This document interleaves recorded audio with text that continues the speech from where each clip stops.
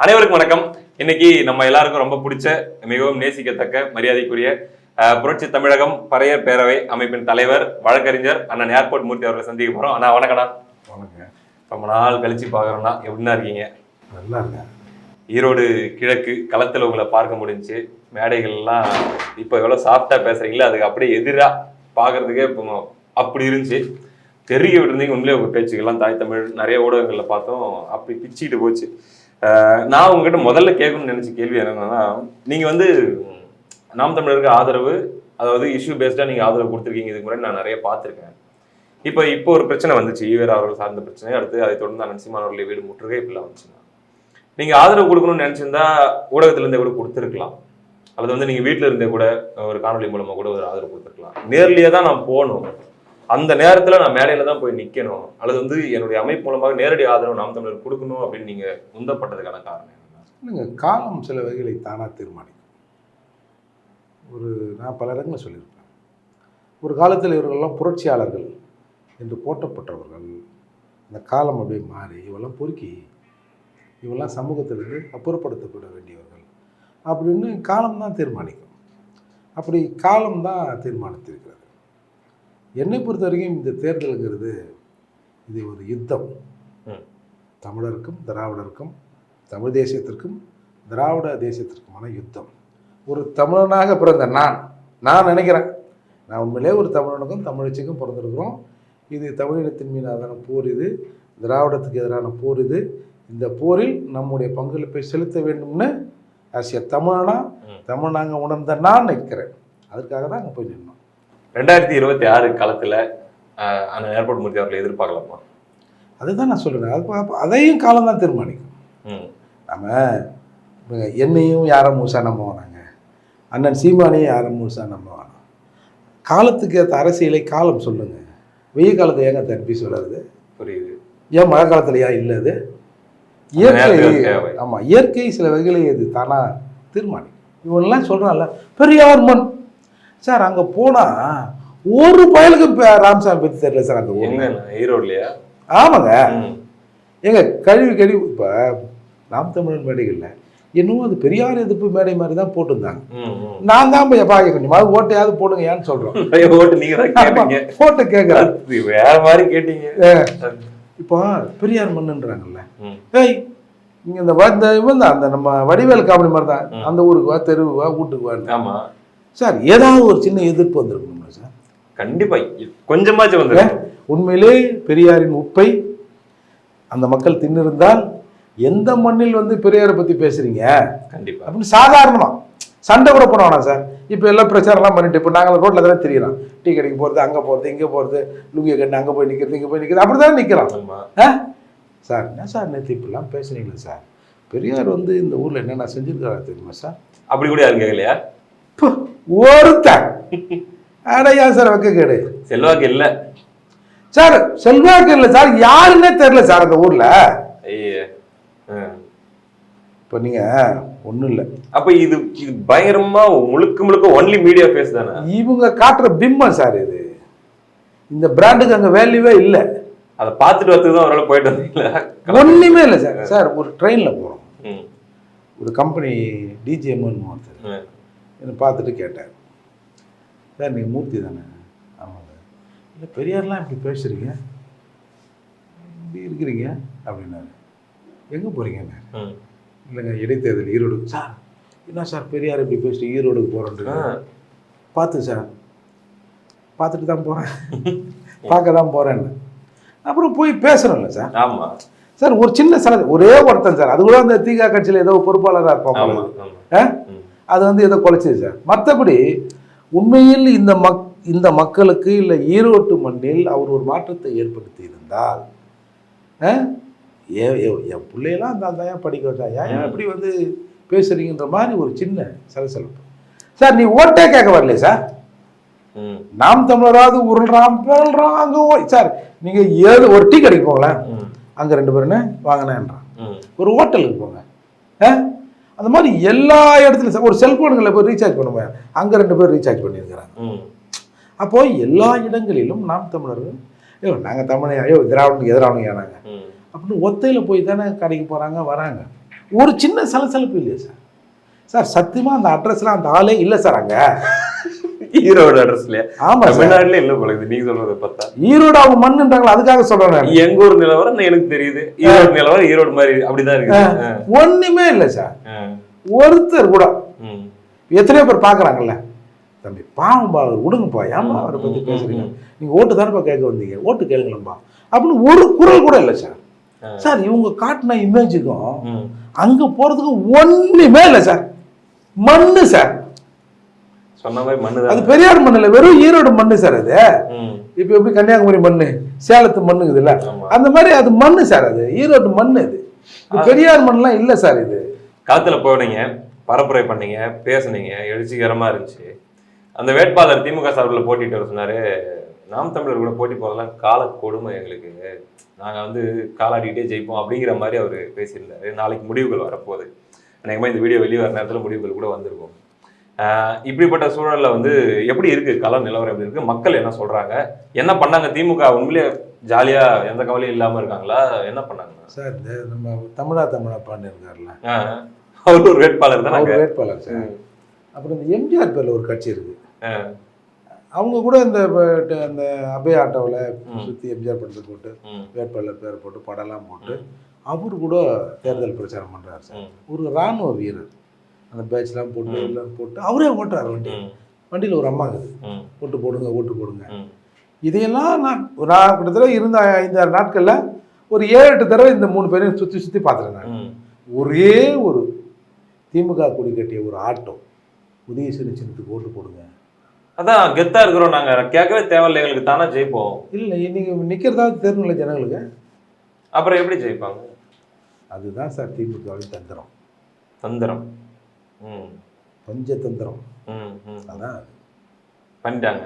ஆமா, வேற எப்படி சார்? வேட்டி கட்டிட்டு போக கூடாது, பேண்ட் தான் போட்டு போகணும், வேட்டி கட்டு போனா நம்ம ஓட்டு கேட்க போறோம்ன்ற மாதிரி தெரிஞ்சிடும்லாம் கூட உத்தரவுகள் போனதாக 6 அமைச்சர்கள் வந்து ஈரோடு கிழக்கு பகுதிக்கு வெளியே தங்கி இருந்து தினசரி ஆட்களை அனுப்பி அந்தந்த ஏரியாவை கவர் பண்ணதாக, ஏடிஎம்கே வரைக்கும் அவங்க வந்து அட்ஜஸ்ட்மெண்ட் பண்ணதாக எல்லாம் கூட செய்திகளை நாங்கள் பார்த்தோம். அதுதான் சொல்றேன், உன்னோட அடையாளத்தை மறைச்சு எங்க அடையாளத்தை நீ மறைச்சல்ல, ஏறி அடிச்ச உடனே உன் அடையாளத்தையே மறைத்து கொண்டு நீ ஓட்டு கேட்குற நிலைக்கு உன்னை நாங்கள் தள்ளோம்ல. எங்களுக்கு வெற்றி தோல்வி பெருசு இல்லைடா, எங்களை ஏச்சி மேய்ச்சிங்கல்ல, எங்களை பார்த்து பயந்து ஒதுங்கி ஓடுறீங்கல்ல, இது மிகப்பெரிய வெற்றி தான். நாங்கள் உடனே தமிழர்கள்லாம் நாங்கள் வந்து இப்போ தேர்தல் பிரச்சாரத்தை கூட நம்ம பேசுகிறோம்ல, ஏன் சூடு சொன்ன இல்லாமல் இருக்கணும்னா அம்பேத்கர் சொன்னது அடிமைன்னு சொல்லிருந்தாரு. சூடு சொன்ன இல்லாதவனே இல்லை நீ மானஸ்தான் அப்படியா சொல்ல முடியும்? அப்போ இயல்பா அப்படி தானே சொல்ல முடியும்? இந்த தேர்தலே வந்து அடிமை விலங்கு உடைச்சிருவானா? அவங்க உடைக்கிறாங்க. சொல்றது என்னோட கடமை. ஏன் கோச்சிக்கிட்டாங்களா? நீங்க அப்படி பேசுங்க, நேரடியா முகத்தை பார்த்து பேசிட்டீங்க. யாருன்னா கோச்சிக்கிட்டாங்களா கூட்டத்துல? அண்ணே சூப்பர்ண்ணே, என்ன நாங்க அப்படித்தானே இருக்கிறோம், அப்படித்தானே ஒத்துக்கிறாங்கல்ல சார். அந்த ஒத்துக்கிறதே அடுத்து திருந்துவதற்கான ஒரு வாய்ப்பு. அறிகுறி விதைக்கிறோம், புரியுது, விதைக்கணும், வளரட்டும். ஆனால் விதை நல்ல விதைன்னு எனக்கு தெரியும், விதைக்கிற நானும் நல்லவன்னு தெரியும். அதால் கம்பல்சரி அந்த விதை முளைத்தே தீரும்ன்ற நம்பிக்கை எங்களுக்கு. ஏன்னா அவ்வளவு சர்டிஃபை பண்ணீங்க நீங்க அந்த மேடையில வந்து, அவ்வளவு சர்டிபிகேட் கொடுத்தீங்க நாம் தமிழர் கட்சிக்காகட்டும் அந்த சீமானர்களுக்காகட்டும். அவ்வளவு தூரம் வந்து நீங்க முன்னாடி நின்று உறுதியளிக்கிற மாதிரி இருந்துச்சு நீங்க பேசுறது பார்க்கும்போது. அதனாலதான் வந்து எப்படி திடீர்னு வந்து இந்த நாம் தமிழர் மேடையில போய் நிக்கணும், இவங்க போய் இந்த வீடு முற்றுகை அப்படின்லாம் போய் நின்னாங்க. நீங்க உடனே என்ன பண்றீங்க, ஒரு பிரஸ் மீட் கொடுக்குறீங்க. தமிழர் அல்லாதவர்கள் பெரும்பான்மையாக இருக்கக்கூடியவர்கள் இந்த வேலையை செய்யறாங்க, நாங்க தமிழருக்காக போய் நிக்கிறோம்னு சொல்றீங்க. அந்த பாயிண்ட் தானோ நீங்க வந்து அங்க போய் நிக்கணும்ன்ற அளவுக்கு உங்களுக்கு உந்தனது அப்படின்னு நான் யோசிக்கிறேன். இல்லை சார், நம்ம நிலையை நம்ம உணரணும்ல. இதுக்கு உண்மை, அதாவது பறையரா இருந்தா சாதி அர்த்தம் தெரியும், தமிழராக இருந்தா இன அர்த்தம் தெரியும், ஒண்ணுமே இல்லாதவங்க எது சார் தெரியும்? புரியுது. ஏதாவது ஒரு லைன்ல நம்ம உணரணும்ல.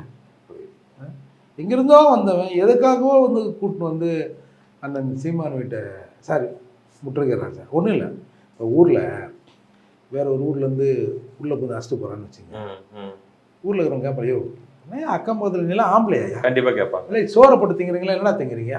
ஒருத்தன் எங்கேருந்தோ வந்து இந்த வீட்டுல இந்த ஊரில் காலனியில் வந்து இந்த மாதிரி பண்ணிட்டு போய்க்கிறான், என்ன பிடிக்கினிந்தியா, எவ்வளோ பின்னாடி இருந்த, எந்த புடவை கட்டியிருந்தீங்க அப்படின்னு கேட்பாங்கல்ல சார். கேட்பாங்க. அப்படி தான் சார் கேட்டோம், அப்படிதான் கேட்கலாம். அதனால தான் அந்த பிரஸ் மீட்லயே நீங்க போய் உட்கார. ஆமா, இல்லைன்னா நீங்களா தான் போறீங்க இல்லைன்னா இல்லை அதான் அந்த அந்த ஆர்கனைஸ் பண்ணவங்க இந்த மாதிரி இருக்குன்னா வாங்கினாங்க நம்ம போகிறோம். அதான் நாம் தமிழர் கட்சி தரப்புல இருந்து உங்களை வந்து எந்த ஏங்க அது அவருக்கு தெரியவே தெரியாதுங்க. அப்படியா? ஓகே. ஏங்க ஏன் கடமை நான் செய்யறேங்க.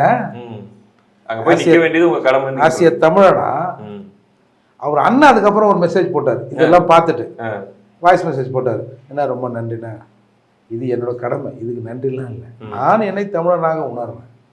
அப்போ ஒரு பிரச்சனைனா நான் நிற்கணும் இல்லைண்ணா, அப்போ தானே நான் மனுஷன் புரியுது அப்படின்னு நான் அதுக்கு வந்து ஒரு வாய்ஸ் மெசேஜ் போட்டு விடுறேன். நான் கூட ஒரு வீடியோ போட்டிருந்தேன். அதாவது இவங்களுக்கெல்லாம் நன்றி சொல்லியிருந்தேன். எங்க அண்ணனுங்கெல்லாம் பாருங்க வந்து கூட நிக்கிற மாதிரி எல்லாரையும் ஒன்னா பாக்குற மாதிரி சந்தோஷத்தெல்லாம் எங்களுக்கு கொடுத்துருக்கீங்க. உண்மையிலே அந்த வகையில திராவிட நண்பர்களுக்கு, அவர் ஐயா சுபவி அவர்களுக்கு, இங்க எல்லாருக்குமே அது திருமுருகன் காந்தி போன்றவர்கள்லாம் ரொம்ப நன்றி அப்படின்ற மாதிரி நான் நன்றி கூட சொல்லியிருக்கேன். அதாவது எதிரிகள் நாம் எடுக்க வேண்டிய ஆயுதத்தை எதிரிகள் தீர்மானிக்கிறார்கள். இத்தனை தினங்கள்லாம் ஒன்றும் சேரலன்னு வச்சுங்களேன். அந்த தமிழ் குடிகள் சங்கம்னு ஒரு அமைப்பு சமூகத்தில் இருக்கிற 18 தமிழர்கள் சேர வேண்டிய அவசியம் இல்லைல்ல சார். அதில் பல பேருக்கு சீமான் மீது மாற்று கருத்து இருக்கும். இவரு ஆமா இருக்காங்க. இந்த கட்சியிலேருந்து விலகியவர்கள் கூட தனியாக இயக்கமாக நடத்தின கூட இல்லை இது அவ்வளோ பண்ணக்கூடாதுங்க. அது அண்ணங்கிட்ட சில இது 1-2 முன்ன பின்ன கூட இருக்கலாம். அதுக்காக இன்னொருத்தன் வந்து நம்ம வீட்டு உள்ள புகுந்து அடிச்சுட்டு போகிற அளவுக்கு நம்ம இருந்தோம்னா அது சரியில்லைன்னா வந்து நின்னோம்ல. அதான் நாம் வந்து இந்த திராவிடருக்கு நம்ம ஒரு நன்றி தான் சொல்லணும். அந்த வகையில் ஆமா உண்மையில நன்றி தான். இல்லைன்னா இப்போ மூர்த்தி போய் அங்கே மேடையில் நிற்க வேண்டிய அவசியம் இல்லைல்ல. நாம் தமிழர் அவங்க சரி, அவங்க வேட்பாளர் சரி, அவங்க பார்த்துக்க போகிறாங்க அப்படின்னு நின்று இருக்கோம்ல.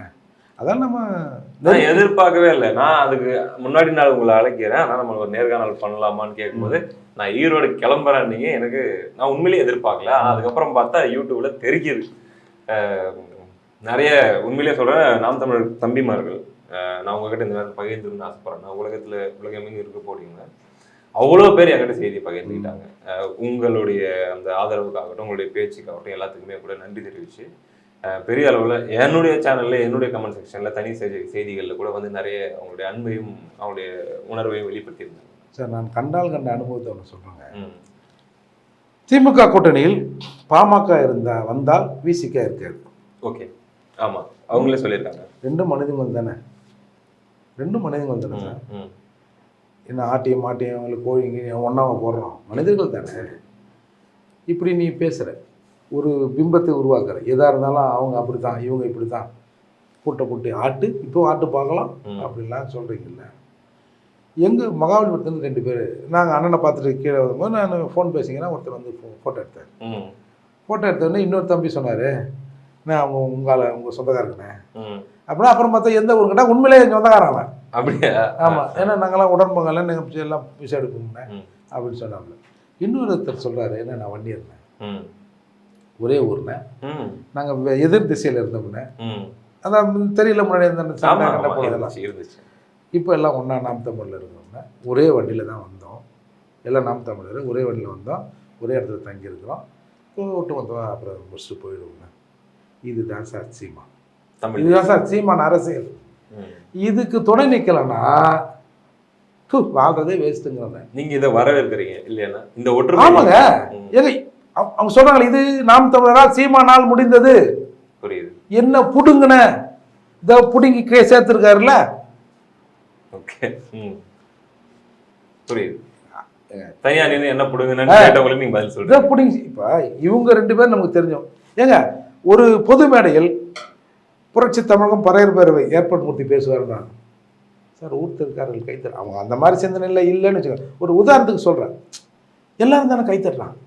என் கூட போட்டோ எடுத்தவங்க எஸ்சி பையா அப்படியா நின்று நம்ம சொந்தங்கள் மத்தியில் இதே கிடையாது. ஒரு எஸ்சி குரலை இன்னொருத்தங்க கேட்கறது. ஏன்னா இளையராஜா பாட்டே உங்களுக்கு கசக்குதுன்னீங்க, அந்த மேடையில் எரிஞ்சிருப்பாங்கல்ல திராவிடர்கள்லாம். இவ்வளவு பேச்சை கேட்டு அந்த ஆரவாரம் பண்றாங்களே அண்ணன், என் தம்பி சாதி பார்த்தா வந்து நின்னாங்க, கொண்டாடினாங்க. இது எவ்வளவு பெரிய மாற்றம் இது சார். இது நடக்கூடாதுன்னு தான் சார் திராவிடம் நினைக்குது. ஆனால் எரிஞ்சிருக்கும் வயிறு இல்லை. இப்போ இன்னைக்கு வந்து கைது பண்ணு, அதை பண்ணு, இதை பண்ண என்ன காரணம்? எல்லாம் அதுதான், ஒன்று கூடிட்டாங்க ஐயா அப்படிங்கிறது. ஓனர் கூட இது தெரியாது, சும்மா இந்த வாட்ச்மேனும். புரியுது. நம்ம மணி அண்ணன் சொன்ன மாதிரி 1000 அல்சேஷன்கள் நம்ம என்ன பண்ணுறது? இவ்வளோ நேரம்னா உங்களுடைய நேரத்தை ஒதுக்கி பல்வேறு கருத்துக்களை, பல்வேறு கேள்விகளுக்கு பதில்களையும் நிதானமாக உங்களுடைய அனுபவங்களையும் பகிர்ந்ததுக்கு ரொம்ப ரொம்ப நன்றி.